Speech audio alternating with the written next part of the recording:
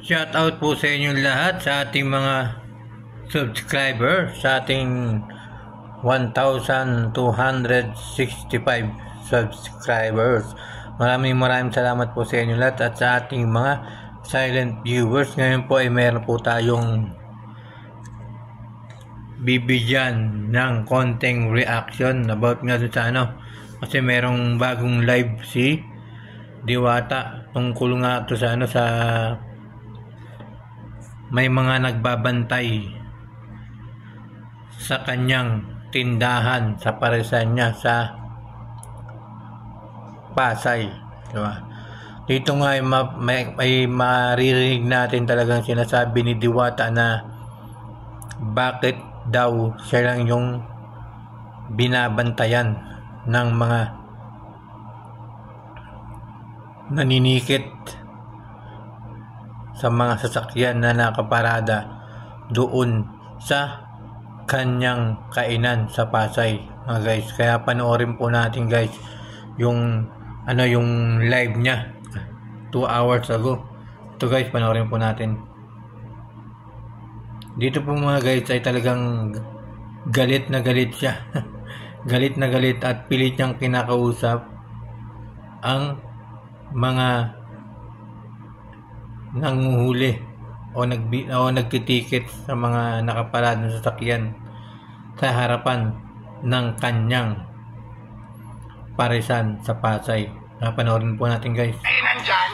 Ay, nandyan ako. Wala po kami pinili. Napan namin po dun yung iba, hindi po namin pinili. Ang dami ng datitikitan. Yun na. May panigid ko, mananigid ako, ha? Kasi ang gusto ko lang, hindi, ang gusto ko lang mangyari maging patas lang. Kasi, ito lang, tanong lang. Wait lang. Dito, mga guys, ay pilit niya talagang tinatanong. Pilit niya tinatanong kung bakit sila doon binabantayan ang mga naguhuli. Sa akin, bantay sarado nyo. Diwata lang ba talagang binabantayan? Kami nga lang po yung nasendito. Oh, yun lang naman eh. Yun lang naman eh. Live tayo ngayon, live, para patas. O, kuya. Kasi, bantay sarado, ito nga, ang dami yung, doon, double yung parking doon, may makainan sa akin, bantay sarado, anong meron? Diba, yun lang naman eh. Kaya nga, ang dami yung pinapaalis dito. Naalis namin. Pero tingnan, ito nga eh, dyan sa may harapan ko, ang daming kumakain. Nagalit na si Diwata. Bantay sarado, yung tanong ko yan, ayan, yung kainan dyan, halika, punta natin. Halika, puntahan nga natin para makita mo. Ayan o. Diba, yun lang naman eh. Hindi, kasi para maging patas lang, laging bantay sarado nyo ako. Hindi, kuya, hindi hysterical, nagtatanong lang tayo. Kasi wala namang problema sa mga pagtutuwing nyo. Sa akin lang talaga, yung sa Diwata lang binabantayan, ganon. Wala, daming nakaparking doon, double parking eh. Diba? Kuya, tanong lang, Diwata lang talaga yung bantay sarado nyo? Huwag ka magtakip ng mukha para... Dito, mga guys, akala ni Diwata nagtatakip ng mukha yung isang yung isang nanghuli. Pero nagbibideo pala. Natural din na mag-video yung isang natural din to mag-video. Kasi ganito kasi tanong ko. Dito lang sa may harapan ko yung bantay sarado nyo. Itong kainan dito, double parking ka, walang nakapantay, tapos open lang. Yun lang naman yung question ko sa inyo. Ang sabi mo kanina, itong Diwata lang binabantayan. Anong mayroon sa akin? Di ba? Ano lang yung mayroon kay Diwata, ba't kailangan yung bantayan? Kuya, pakita mo yung pangalan mo. Pakita mo. Pakita mo yung pangalan. Para makikilala ka nila. Nagbibideo, hindi siya nagtatago, ano ba? O yan lang naman, hindi. Nagbibideo siya, Diwata. Patas lang tayo. Kasi nakikita ko, ang daming video, papakita ko sa inyo, maraming video. Kasi dito lang sa akin ang binabantayan nyo eh. Live tayo. Hindi. Kasi yung mga kainan dyan, Nagalit na si Diwata. Yung kay Diwata, yun lang naman yung tanong ko eh, bakit bantay sarado laging ganon? Oh, wala. Nagalit na si Diwata dahil binabantayan siya ng mga MMDA. Ang sa akin lang, wala akong question sa pagka-traffic mo. Ang question ko lang ganito, bakit yung sa akin lang yung binabantayan nyo? Sabi mo kanina, yung Diwata lang binabantayan namin. Yung iba, bakit? Kaya nga yung iba, open sila magtinda, open magparking. Isang lugar lang naman kami. Yun lang yung tanong ko sa inyo, wala namang question doon. Diba? Wala nagka-assign, kuya. Open sarado yung parking doon. Kaya nga, para nakikita nyo. O ayan, yun lang naman eh. Para Nagalit na si Diwata. pangalan mo. Kasi lagi daw siyang ano, Pakita mo yung pangalan. siya daw yung laging nagbabantay, binabantayan. Di ba? Eh, natural lang na natural lang magbantay yung mga ano dyan, yung mga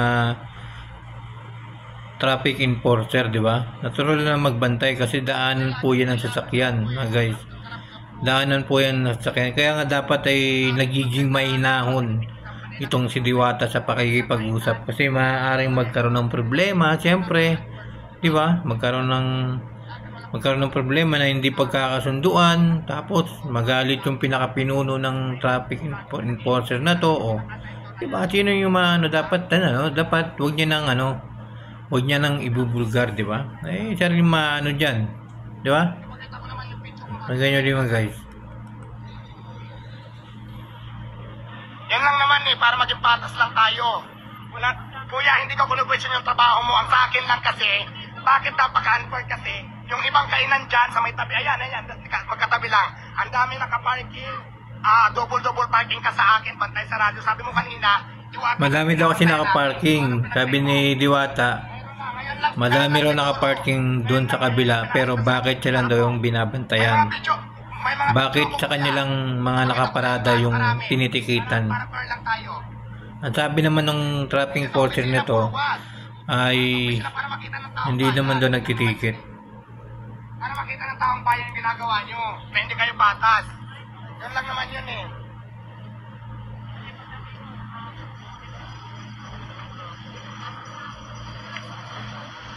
Ba? Nagalit na si Diwata. Nagalit na si Diwata. Ayan, maraming salamat po sa inyo lahat. Hanggang dito na, huwag na po natin tapusin itong video na ni Diwata. Ayan, narinig naman ninyo yung sinabi ni Diwata, talagang iniisip niya talaga na bakit daw sila lang ang binabantayan. Bakit hindi yung ibang may tindahan doon na maraming sasakyan nakaparada? Dito ay talagang inis na inis, o naiinis na talaga si Diwata sa mga traffic enforcer na naninikit sa mga nakaparada sa sasakyan sa tapat niyang kanyang tindahan. Guys, ito lang gusto ko lang sana sabihin, di ba? Kasi laging ganun talaga. Ang tinatanong ko lang naman, wala namang question sa pang-religion niya, kasi nasa kalsada, wala naman question sa paninikit, no? Ang sa akin lang talaga, ang tanong ko lang, bakit sa Diwata lang lagi sila nakabantay? Ang dami ditong kainan na pare-parehas lang naman kami nagtitinda dito, may double parking ka, hindi nila ginagalaw. May mga video ako na magpapatunay. Tapos ngayon, sinu-question ko lang sila, di ba? Wala namang punta kung magtikit sila. Pero sa akin lang, yung patas lang sana.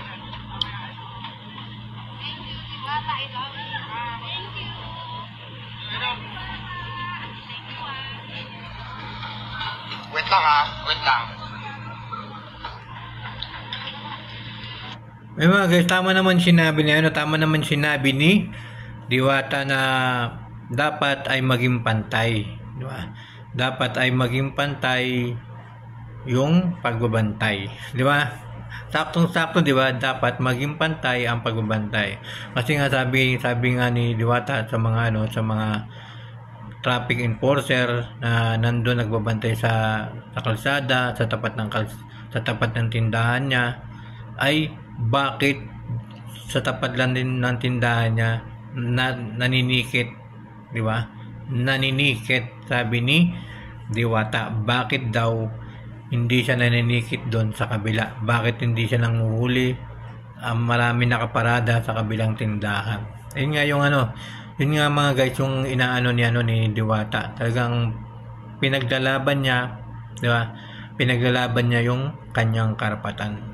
Kaya hindi rin natin siya masisisi na sa kanyang ginagawa ngayon sa kanyang live na pakikipag-usap sa mga traffic enforcer. Kasi nga ay iniisip niya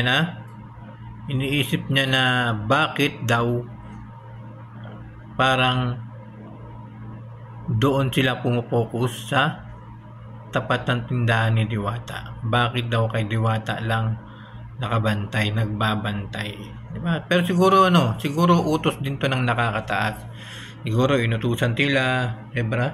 Di ba? Hindi naman natin sila dapat sisihin kasi meron silang mga sinusunod, di ba? Meron silang mga sinusunod. Kaya nga to ay talagang bantay sarado ngayon si Diwata, di ba? Bantay sarado. Panoorin po natin to last ng kanyang video. Napaka-unfair, di ba?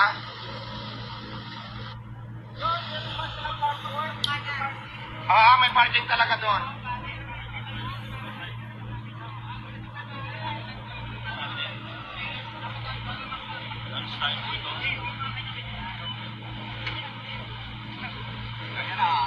Ayan kuya, nandito yung video na kumpleto kung paano kayo nagpapaalis at kung paano mag-parking sa kabila. I-upload natin yan para fair lang tayo.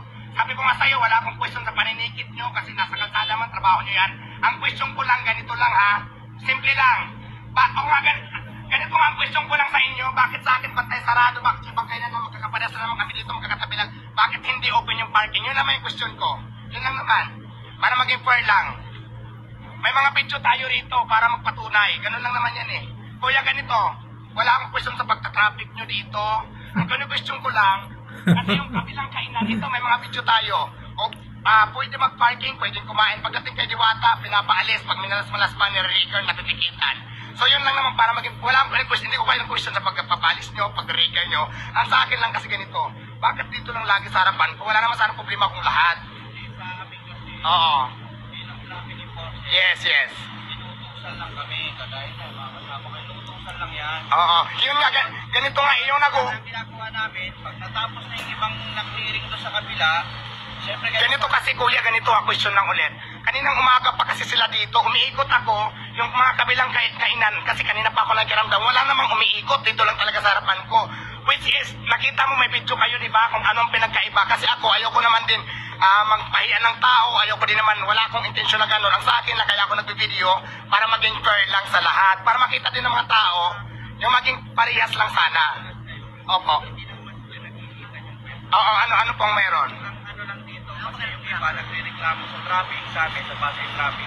Oo. Kasi imbis na makakabuting yung mga sasakyan, nai-stuck dito. Ngayon, yung iba naman talaga, pag puno ka dyan, yung iba Ito na nga eh, pare-paras naman kami dyan. Okay. napagbibigyan.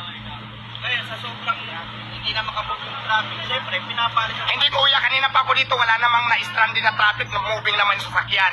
Ang pinagmamasdan ko lang talaga, tinanong ko nga din yung kasama mong traffic enforcer, ang sabi niya, utos daw sa kanya, Diwata lang yung bantayan. Ayan, yung payat, nakausap ko ngayon.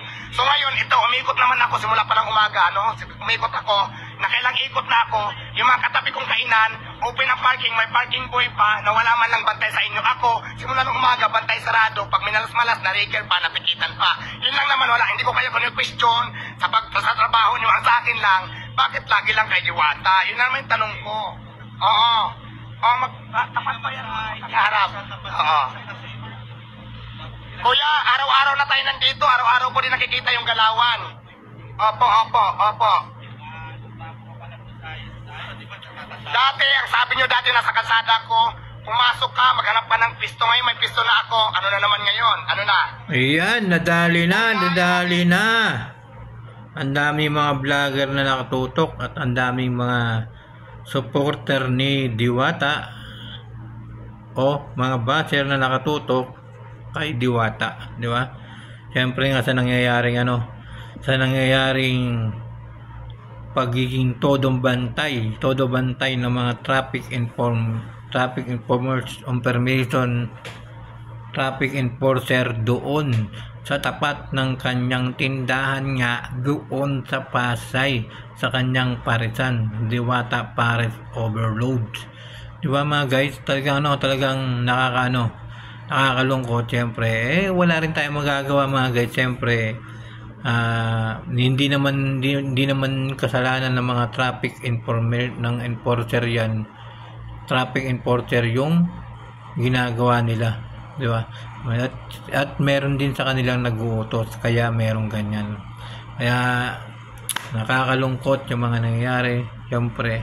Laban lang, Diwata. Laban lang, Diwata. Konting konting inahon, syempre, para madaan sa magandang pag-uusap. Yan, maraming salamat po. Suportahan niyo po. Yan, syempre, Diwata Pares Overload official account.